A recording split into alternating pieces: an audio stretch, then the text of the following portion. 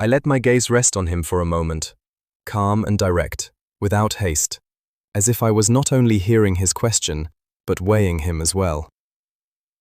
There was no chaos in my mind, only the clear thought that leaving would always be easier than bending myself into something that was not real.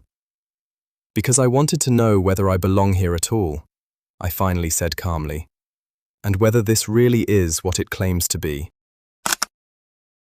After his answer, I let his words go through my mind for a few seconds, and then thought for a brief moment before I spoke again.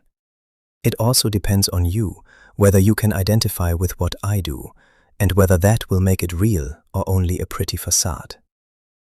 I let my gaze continue to move over Noel, not intrusively, but also not quite as professionally as with the applicants before him. At the same time, I made a gesture with my hand, and one of my employees led the others outside and brought back a chair on his way back. Please sit down. It will be easier to talk like this. I sat down calmly, without haste, and kept my gaze on him for another brief moment, attentive and assessing, as if I wanted to understand not only his words, but him as well. I can only say that once I have tried, Mr. The question was left deliberately open, asked calmly, but clearly enough to show that I wanted to know who I was actually speaking to. Of course, he gave me an open answer.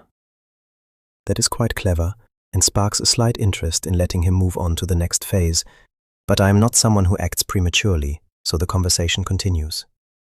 First, I told Noel my name. Nohr, I replied shortly. I am going a little deeper into the subject now.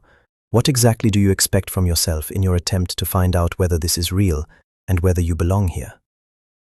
I assume you know at least a little about what we are working on here.